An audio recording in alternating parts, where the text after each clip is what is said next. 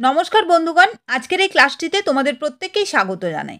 আজকের এই ক্লাসটিতে আমরা এসএসসি জিডির পরীক্ষার জন্য ইতিহাস থেকে 30টি খুবই গুরুত্বপূর্ণ প্রশ্ন নিয়ে আলোচনা করব। এটি আমাদের প্রথম পর্বের ক্লাস। এর পরবর্তী পর্বগুলোতে এই ধরনের আরও কিছু এমসিকিউজ নিয়ে আলোচনা করা হবে।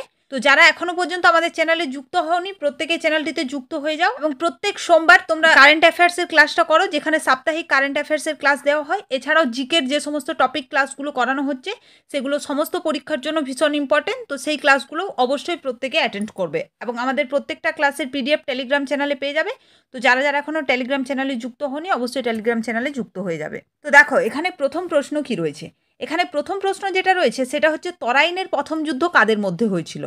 তো এর সঠিক উত্তর হয়ে যাবে মোহাম্মদ ঘুরি এবং পৃথ্বীরাজ চৌহানের মধ্যে। ঠিক আছে, অপশন এ হয়ে যাবে সঠিক উত্তর। তরাইনের প্রথম যুদ্ধ হয় মোহাম্মদ ঘুরি ও পৃথ্বীরাজ চৌহানের মধ্যে। পৃথ্বীরাজ চৌহানের কাছে মোহাম্মদ ঘুরি পরাজিত হয়েছিলেন তরাইনের প্রথম যুদ্ধে 1191 সালে এবং দ্বিতীয় তরাইনের যুদ্ধ হয় 1192 সালে, যেখানে মোহাম্মদ ঘুরি পৃথ্বীরাজ চৌহানকে পরাজিত করেন। ঠিক আছে, পরবর্তী প্রশ্ন দেখো, উডের নির্দেশনামা কবে প্রকাশিত হয়। তো এর সঠিক উত্তর হয়ে যাবে 1854 সালে। ঠিক আছে, উডের নির্দেশনামা প্রকাশিত হয়েছিল 1854 সালে। পরবর্তী প্রশ্ন, কাকে বাংলার আকবর বলা হয়। তো বাংলার আকবর বলা হয় হুসেন শাহকে। অপশন এ হয়ে যাবে সঠিক উত্তর। পরের প্রশ্ন দেখো, কানপুরে সিপাহী বিদ্রোহে কে নেতৃত্ব দিয়েছিলেন। তো 1857 সালে যে মহাবিদ্রোহ বা সিপাহী বিদ্রোহ হয়েছিল, তো সেখানে কানপুরে নেতৃত্ব দিয়েছিলেন নানা সাহেব। অপশন সি হয়ে যাবে সঠিক উত্তর। পরের প্রশ্ন, কমনওয়েলথ পত্রিকাটি কে প্রকাশ করেন। তো এর সঠিক উত্তর হয়ে যাবে অ্যানি বেসান্ত। অপশন ডি হয়ে যাবে আমাদের সঠিক উত্তর। কমনওয়েলথ এই পত্রিকাটি প্রকাশ করেছিলেন অ্যানি বেসান্ত। পরবর্তী প্রশ্ন দেখো, সিন্ধু সভ্যতার প্রধান বাণিজ্য কেন্দ্র লোথাল কোন রাজ্যে অবস্থিত। ভীষণ ইম্পর্টেন্ট প্রশ্ন। আমরা জানি যে সিন্ধু সভ্যতার প্রধান একটা বাণিজ্য কেন্দ্র ছিল, যেটা হচ্ছে লোথাল। এই লোথাল কোন রাজ্যে অবস্থিত। এটা অবস্থিত হচ্ছে গুজরাটে। আচ্ছা, লোথাল কোন নদীর তীরে অবস্থিত, এটা তোমরা আমাকে কমেন্ট করে জানাও। রাজ্যটা আমি বলে দিলাম গুজরাট, কোন নদীর তীরে এটা তোমরা আমাকে কমেন্ট করে জানাও। পরের প্রশ্ন, দ্বিতীয় পানিপথের যুদ্ধ কত সালে সংগঠিত হয়। তো দেখো, দ্বিতীয় পানিপথের যুদ্ধ কত সালে সংগঠিত হয়। তো আমরা জানি যে দ্বিতীয় পানিপথের যুদ্ধ হয়েছিল 1556 সালে। এখানে আরও মনে রাখবে 1526 হয়েছিল প্রথম এবং 1761 সালে হয় হচ্ছে তৃতীয়টা। তাহলে প্রথম হচ্ছে 1526, দ্বিতীয় হচ্ছে 1556 এবং তৃতীয় হচ্ছে 1761। তিনটে পানিপথের যুদ্ধের সাল আমাদের ভীষণ ইম্পর্টেন্ট, পরীক্ষার জন্য ভালো করে মনে রাখতে হবে। নেক্সট কোশ্চেন দেখো, ভারতীয় নবজাগরণের জনক কাকে বলা হয়। তো এর সঠিক উত্তর হয়ে যাবে রাজা রামমোহন রায়কে। পরের প্রশ্ন দেখো, সিজদা ও পাইবস প্রথা কে প্রচলন করেছিলেন। তো সিজদা ও পাইবস এই দুটো প্রথা প্রচলন করেছিলেন গিয়াসউদ্দিন বলবন। ঠিক আছে, অপশন বিতে রয়েছে গিয়াসউদ্দিন বলবন। তিনি সিজদা ও পাইবস নামে দুটো প্রথার প্রচলন করেছিলেন। পরের প্রশ্ন দেখো, দিল্লির জামা মসজিদ কে নির্মাণ করেন। তো এর উত্তর হয়ে যাবে শাহজাহান। শাহজাহান দিল্লির জামা মসজিদ নির্মাণ করেছিলেন। এছাড়াও তিনি নির্মাণ করেছিলেন তাজমহল, মতি মসজিদ, মনে রাখবে ইম্পর্টেন্ট, লাল কেল্লা, এগুলো সবই কিন্তু নির্মাণ করেছিলেন শাহজাহান। এবং আরেকটা ইম্পর্টেন্ট পয়েন্ট, শাহজাহানের রাজত্বকালকে মুঘল সাম্রাজ্যের কিন্তু বা মুঘল স্থাপত্যের স্বর্ণযুগ বলা হতো। এটা কিন্তু ইম্পর্টেন্ট, কারণ তিনি প্রচুর স্থাপত্য যেগুলো শাহজাহান তৈরি করেছিলেন আমরা জানি, ওই জন্যই শাহজাহানের রাজত্বকালকে মুঘল স্থাপত্যের স্বর্ণযুগ বলা হয়। পরের প্রশ্ন দেখো, দশরাজার যুদ্ধ কোন নদীর তীরে হয়েছিল। অপশন দেখো বিয়াস, সিন্ধু, রাভি নাকি শতদ্রু। এর মধ্যে কোন নদীর তীরে দশরাজার যুদ্ধ হয়েছিল। তো আমরা পড়েছি কোন নদীর তীরে, পুরুষিনী নদীর তীরে। ঠিক আছে, এই পুরুষিনী নদীরই নাম হচ্ছে রাভি। যেটা রাভি নদী সেটাই কিন্তু পুরুষিনী নদী। এটা ইম্পর্টেন্ট, অনেক সময় কিন্তু পরীক্ষায় রাভি অপশনটাই থাকবে, পুরুষিনী থাকবে না। সেক্ষেত্রে এটা ভালো করে মনে রাখবে যে রাভি নদীর তীরে দশরাজার যুদ্ধ হয়েছিল। আচ্ছা, দশরাজার যুদ্ধের উল্লেখ আমরা কোথায় পাই। দশরাজার যুদ্ধের উল্লেখ পেয়েছিলাম আমরা ঋগ্বেদে। ঋগ্বেদের সপ্তম মণ্ডলে দশরাজার যুদ্ধের উল্লেখ পাওয়া গিয়েছিল। ঋগ্বেদে মোট কতগুলো শ্লোক রয়েছে আমরা জানি, 1028টি, এবং ঋগ্বেদের মূল বিষয় হচ্ছে যুদ্ধ। এগুলো ইম্পর্টেন্ট, এগুলো আমাদের ভালো করে কিন্তু মনে রাখতে হবে প্রত্যেকটা পয়েন্ট। পরের প্রশ্ন দেখো, সিন্ধু সভ্যতার কোথায় বৃহৎ স্নানাগারের নিদর্শন পাওয়া গিয়েছিল। তো বৃহৎ স্নানাগারের নিদর্শন পাওয়া গিয়েছিল মহেঞ্জোদারোতে। অপশন বি হয়ে যাবে সঠিক উত্তর। এবং বৃহৎ শস্যাগার যদি থাকে সেক্ষেত্রে কিন্তু হবে হরপ্পা। হরপ্পাতে বৃহৎ শস্যাগারের নিদর্শন পাওয়া যায়। এটা ইম্পর্টেন্ট, পরীক্ষার জন্য খুব ভালো করে মনে রাখবে। মহেঞ্জোদারো যেটা কোথায় অবস্থিত, যেটা হচ্ছে পাকিস্তানের সিন্ধু প্রদেশে অবস্থিত। এবং মনে রাখবে 1922 সালে রাখালদাস বন্দ্যোপাধ্যায় মহেঞ্জোদারো শহরটি আবিষ্কার করেছিলেন। এটা আমরা পড়েছি যখন সিন্ধু সভ্যতা পড়েছি, সেই সিন্ধু সভ্যতার ক্লাসে পুরো বিস্তারিত আলোচনা করা হয়েছে, তাই খুব বেশি এক্সট্রা পয়েন্ট আমি এখানে আলোচনা করব না। যারা যারা সিন্ধু সভ্যতার ক্লাসটা দেখোনি তারা অবশ্যই একবার সেই ক্লাসটা গিয়ে অ্যাটেন্ড করবে। চলো পরের প্রশ্ন দেখো, এখানে রয়েছে প্রথম বৌদ্ধ সম্মেলন কোথায় অনুষ্ঠিত হয়। তো তো এটা ইম্পর্টেন্ট একটা প্রশ্ন পরীক্ষার জন্য। প্রথম বৌদ্ধ সম্মেলন অনুষ্ঠিত হয়েছিল রাজগৃহে, অপশন এ হয়ে যাবে সঠিক উত্তর। এখান থেকে কিছু ইম্পর্টেন্ট ফ্যাক্ট যেগুলো তোমাদের মনে রাখতে হবে। প্রথম বৌদ্ধ সম্মেলনের সাল, এটা হয়েছিল 483 খ্রিস্টপূর্বাব্দে, এবং এই প্রথম বৌদ্ধ সম্মেলনের সভাপতি ছিলেন মহাকশ্যপ, এবং সেই সময় কিন্তু রাজা ছিলেন অজাতশত্রু। এটা ইম্পর্টেন্ট। পরের প্রশ্ন দেখো এখানে কি রয়েছে, প্রথম জৈন তীর্থঙ্কর কে ছিলেন? এটা পরীক্ষার জন্য ইম্পর্টেন্ট। আমরা জানি যে মোট 24 জন জৈন তীর্থঙ্কর ছিলেন। তো প্রথম যিনি জৈন তীর্থঙ্কর ছিলেন তিনি হলেন ঋষভনাথ। এটা ইম্পর্টেন্ট। আমাদের 24 জনের নাম মনে রাখার কোনো দরকার নেই, ঠিক আছে? আমরা মনে রাখবো প্রথম জৈন তীর্থঙ্কর ঋষভনাথ, ঠিক আছে? দ্বিতীয় ছিলেন অজিতনাথ, দ্বিতীয়টা ইম্পর্টেন্ট। আর শেষের দিক থেকে আমরা মনে রাখবো 23তম ছিলেন হচ্ছে পার্শ্বনাথ, এবং শেষ জৈন তীর্থঙ্কর বা 24তম জৈন তীর্থঙ্কর ছিলেন মহাবীর। আরেকটা ইম্পর্টেন্ট, একমাত্র মহিলা জৈন তীর্থঙ্কর মাল্লীনাথ। পরের প্রশ্ন দেখো, অবন্তীর রাজধানী কোথায়? এটা একটা ভীষণ ইম্পর্টেন্ট প্রশ্ন। অবন্তী আমরা পড়েছি ষোড়শ মহাজন পদ, সেই ষোড়শ মহাজন পদের মধ্যে একটা হচ্ছে অবন্তী। অবন্তীর রাজধানী হচ্ছে উজ্জয়িনী। এটা ইম্পর্টেন্ট পরীক্ষার জন্য। আচ্ছা, আরও যে কটা ইম্পর্টেন্ট রয়েছে আমি তোমাদের বলে দিই। যেমন কাশী, ঠিক আছে? কাশী একটা মহাজনপদ। কাশীর রাজধানীটা মনে রাখবে বারাণসী। বৎসর হচ্ছে কৌশাম্বী, অঙ্গর হচ্ছে চম্পা। আর মনে রাখবে কোশল, কোশলের রাজধানী ছিল শ্রাবস্তী, এখানে অপশনে রয়েছে, ঠিক আছে? এগুলো কিন্তু ইম্পর্টেন্ট, এগুলো মনে রাখলেই হবে। পরের প্রশ্ন দেখো, এটা একটা ইম্পর্টেন্ট প্রশ্ন এবং এটা একটা কনফিউজিং প্রশ্ন, ঠিক আছে? এটা নিয়ে কিন্তু অনেক কনফিউশন রয়েছে। কি প্রশ্ন রয়েছে, অদন্তপুরী বিশ্ববিদ্যালয় কে প্রতিষ্ঠা করেন?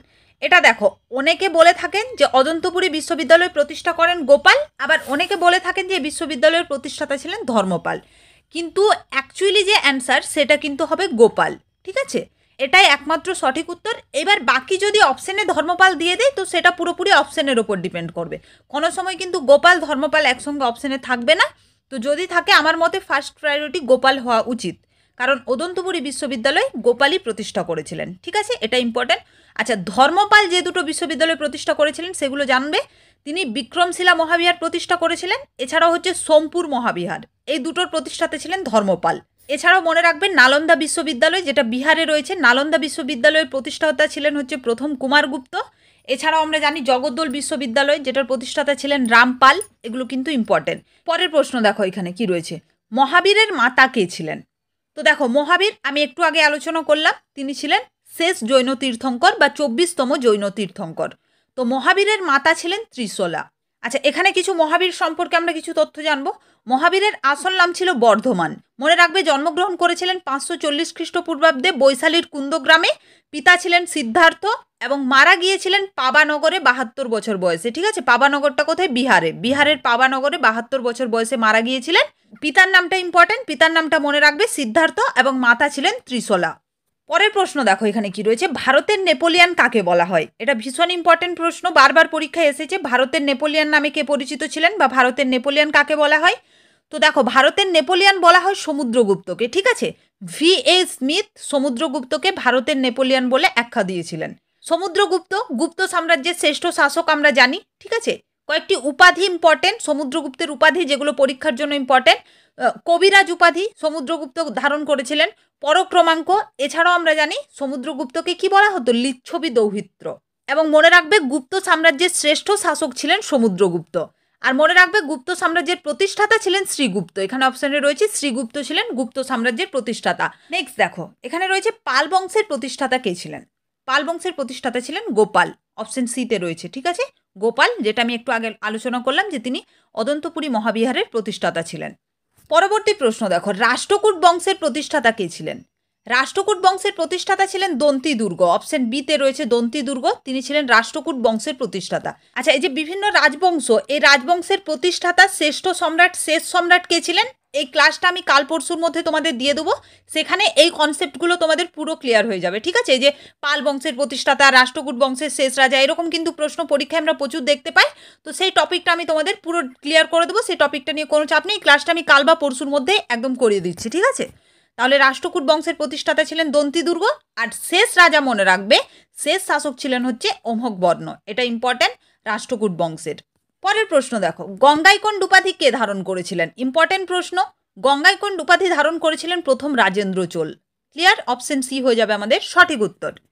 পরের প্রশ্ন দেখো, কে উপনিষদকে পার্সি ভাষায় অনুবাদ করেছিলেন? ভীষণই ইম্পর্টেন্ট প্রশ্ন, ঠিক আছে? উপনিষদকে পার্সি ভাষায় অনুবাদ করেছিলেন দারা শিখো। এর উত্তরটা কিন্তু অনেকেরই জানা নেই এবং এটা কিন্তু ইম্পর্টেন্ট পরীক্ষার জন্য। এটা খুব ভালো করে মনে রাখবে, উপনিষদকে পার্সি ভাষায় অনুবাদ করেছিলেন দারা শিখো।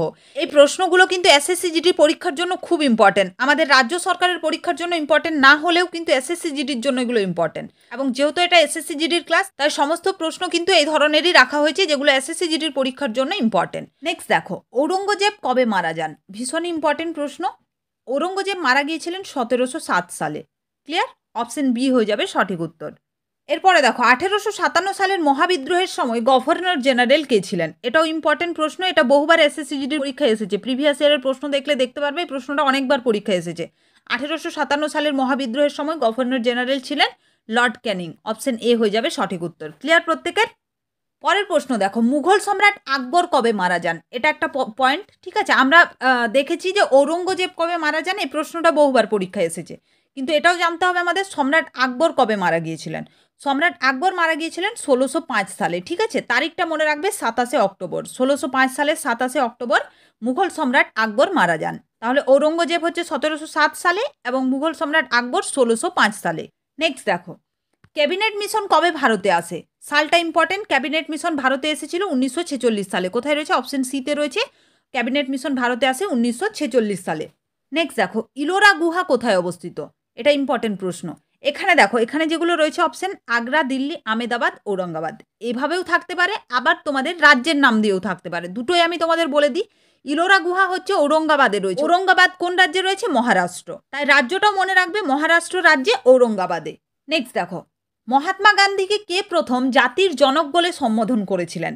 তো মহাত্মা গান্ধীকে প্রথম জাতির জনক বলে সম্বোধন করেছিলেন আমাদের নেতাজি সুভাষচন্দ্র বোস। নেতাজি সুভাষচন্দ্র বসু সর্বপ্রথম মহাত্মা গান্ধীকে জাতির জনক বলে সম্বোধন করেন। পরের প্রশ্ন রয়েছে, সার্ভেন্ট অফ ইন্ডিয়া সোসাইটির প্রতিষ্ঠাতা কে ছিলেন? এটাও ইম্পর্টেন্ট প্রশ্ন। সার্ভেন্ট অফ ইন্ডিয়া সোসাইটির প্রতিষ্ঠাতা ছিলেন গোপাল কৃষ্ণ গোখলে। এবং আমরা প্রত্যেকেই জানি গোপাল কৃষ্ণ গোখলেকে মহাত্মা গান্ধীর রাজনৈতিক গুরু বলা হয়। এটা পরীক্ষার জন্য ইম্পর্টেন্ট। মহাত্মা গান্ধীর রাজনৈতিক গুরু কে ছিলেন? উত্তর হয়ে যাবে গোপাল কৃষ্ণ গোখলে। পরবর্তী প্রশ্ন দেখো, 1929 সালে ভারতীয় জাতীয় কংগ্রেসের লাহোর অধিবেশনে কে সভাপতিত্ব করেছিলেন? সালটা দেখো, তাহলে বুঝতে পারবে। 1929 সাল। 1929 সাল মানে সেই সময় করেছিলেন কে? জওহরলাল নেহরু। অপশন বি হয়ে যাবে সঠিক উত্তর। তো আজকে ইতিহাসের প্রথম পর্বের এই ক্লাসটিতে আমরা 30টা গুরুত্বপূর্ণ প্রশ্ন নিয়ে আলোচনা করলাম। এরপরে আরও যে পর্বগুলো আসবে সেখানে আরও এই ধরনের গুরুত্বপূর্ণ এমসিকিউজ নিয়ে আলোচনা করব এবং সেখান থেকে বিস্তারিতভাবে আমরা আলোচনা করারও চেষ্টা করব। তো শেষ পর্যন্ত ক্লাসটির সঙ্গে যুক্ত থাকার জন্য তোমাদের প্রত্যেককে অসংখ্য ধন্যবাদ। তোমরা খুব ভালোভাবে পড়াশোনা করো এবং সমস্ত পরীক্ষার জন্য খুব ভালোভাবে প্রস্তুতি নাও। এবং কেউ নতুন হয়ে থাকলে আমাদের চ্যানেলে অবশ্যই চ্যানেলটিকে সাবস্ক্রাইব করে নাও এবং জিকের যে টপিক ক্লাসগুলো করানো হচ্ছে সেই টপিক ক্লাসগুলো প্রত্যেকে অ্যাটেন্ড করো এবং প্রত্যেকটা পিডিএফ আমাদের টেলিগ্রাম চ্যানেল থেকে কালেক্ট করো। এখন জাস্ট ক্লাসগুলো অ্যাটেন্ড করো, পরীক্ষার আগে পিডিএফগুলো রিভিশন করো, তাহলে জিকে পার্টটা আমার মনে হয় মোটামুটি তৈরি হয়ে যাবে। ঠিক আছে?